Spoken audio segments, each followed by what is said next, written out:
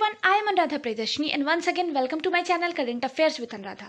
आज मैं आप लोगों के साथ रिवीजन का जो मेरा सीरीज चल रहा है करंट अफेयर्स का, आज मैं उसका आप लोगों के साथ सेट 2 डिस्कस करूंगी।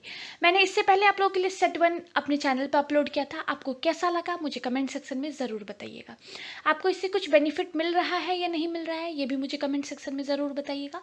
आज मैं आप लोग के साथ फिर 20 to 30 मैक्सिमम क्वेश्चन डिस्कस करूंगी और मैंने वही क्वेश्चन पिक किए हैं जो एग्जाम पॉइंट ऑफ व्यू से बहुत इंपॉर्टेंट है और आपको कहीं ना कहीं ये एग्जाम में मिल जाएगा देखने के लिए।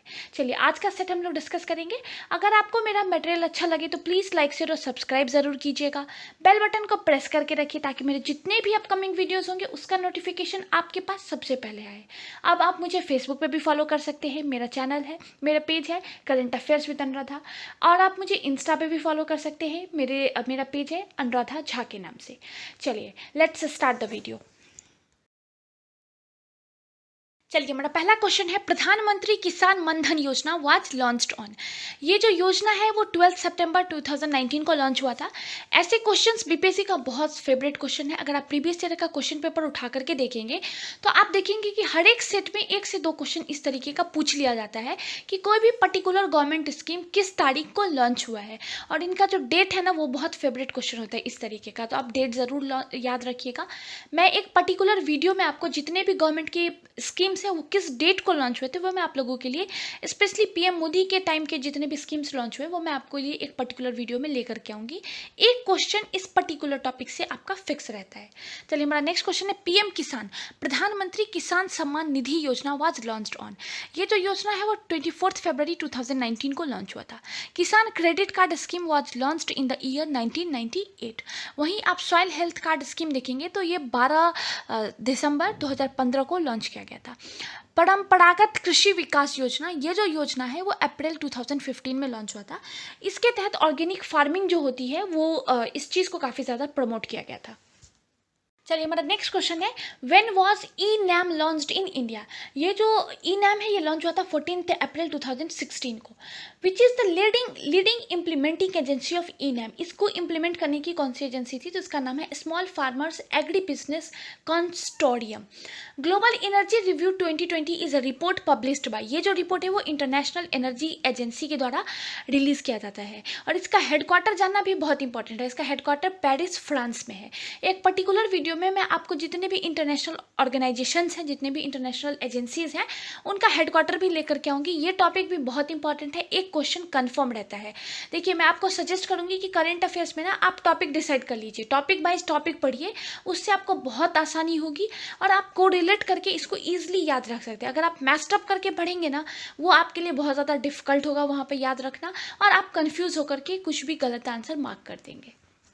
चलिए हमारा नेक्स्ट क्वेश्चन है, India's rank in open budget survey 2019। India का रैंक इसमें 53 था, topped by New Zealand. Open budget survey जो है वो कंडक्ट किया जाता है इंटरनेशनल बजट पार्टनरशिप एजेंसी के द्वारा। NAM is a forum of how many nations. NAM में 120 नेशंस इसमें आते हैं। Where is the headquarter of Gulf Corporation Council. इसका हेडक्वार्टर है रियाद में। ये जो गल्फ कॉरपोरेशन काउंसिल है ये क्रिएट किया गया था 1981 में। चलिए हमारा नेक्स्ट क्वेश्चन है, how many members are there in GCC. इसमें 6 मेंबर कंट्रीज है। पहला नाम है Bahrain, Kuwait, Oman, Qatar, Saudi Arabia and UAE. इसमें मोस्टली अरेबियन कंट्रीज हैं। बस एक जो अरेबियन कंट्री है बॉर्डरिंग पर्सियन गल्फ वो इसका मेंबर नहीं है, उसका नाम भी बहुत इंपॉर्टेंट है। इराक जीसीसी का मेंबर नहीं है। जितनी भी अरेबियन कंट्रीज है बॉर्डरिंग पर्सियन गल्फ उसमें सिर्फ इराक एक ऐसा कंट्री है जो जीसीसी का मेंबर नहीं है। चलिए हमारा नेक्स्ट क्वेश्चन है, लीजेंडरी स्पोर्टमैन चुनी गोस्वामी पास्ट अवे, ये किस चीज खेल से रिलेटेड है? ये क्वेश्चन, इस तरीके का क्वेश्चन भी बहुत ज़्यादा पूछा जाता है और ये जो है वो फुटबॉल से रिलेटेड है। आपको मैं एक और चीज़ सजेस्ट करूंगी कि जितने भी अपॉइंटमेंट और डेथ्स होते हैं ना उनको आप एक पर्टिकुलर शीट पे नोट डाउन करिए ताकि आप इजिली याद रख सके कि ये पर्टिकुलर पर्सन किस चीज़ से रिलेटेड है। या फिर आप कोई भी एक स्टैंडर्ड की मैगजीन ले सकते हैं, उस मैगजीन में भी ऐसे डिफ्रेंशिएट करके दिया जाता है कि डेथ एक जगह है, पर्सन सी न्यूज़ एक जगह है, तो आपको इससे बहुत ज़्यादा आसानी मिलेगी पढ़ने में। चलो हमारा नेक्स्ट इंपॉर्टेंट क्वेश्चन है थंगजाम धाबली सिंह के बारे में, who was recently in news. Who is he? ये एक एलोपैथी डॉक्टर है by profession and founder of Manipur tourism forum है। Has been conferred the order of rising sun, sun gold and silver rays. ये जो अवार्ड है वो Japanese government के द्वारा दिया जाता है। जापान का बहुत हाईएस्ट ऑनर है जो इस साल इनको नवाजा गया है। ये इनको इसलिए दिया गया क्योंकि इन्होंने प्रमोट किया है a better understanding of Japan in India and deepening ties between the two countries. इस वजह से इनको जापान गवर्नमेंट की तरफ से ये ऑनर दिया गया है। चलिए हमारा नेक्स्ट क्वेश्चन है government has decided to start Hunar Haat in सितंबर 2020। What is the theme of it? इसका थीम था लोकल टू ग्लोबल।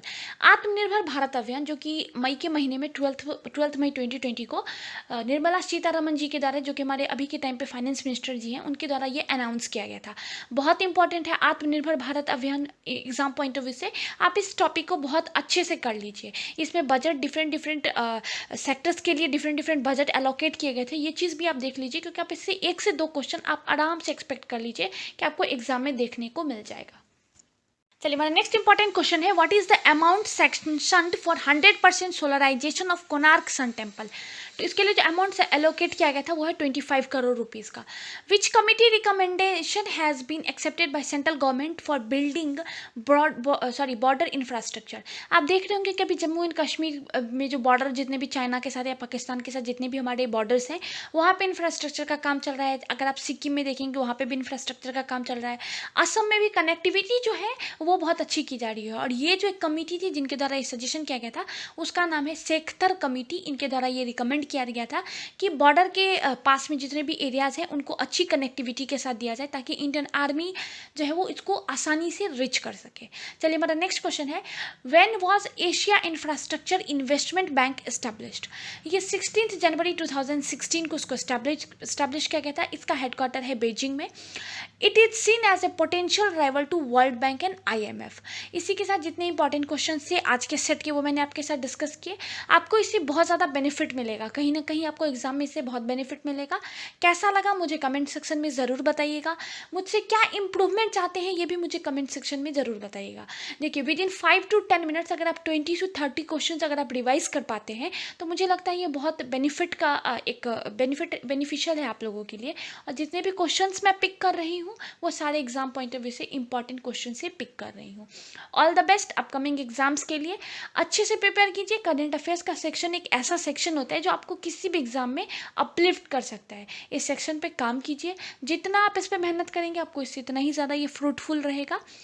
अगर आपको कोई और टॉपिक भी मुझसे पढ़ना है तो मुझे कमेंट सेक्शन में ये भी ज़रूर बताइएगा। अगर आपको मेरा मटेरियल अच्छा लगे तो प्लीज़ लाइक शेयर और सब्सक्राइब ज़रूर कीजिए। बेल बटन को प्रेस करके रखिए ताकि मेरे जितने भी अपकमिंग वीडियोस हो उसका नोटिफिकेशन आपके पास सबसे पहले है। इस कोविड के टाइम पे stay at home, stay safe. Thank you.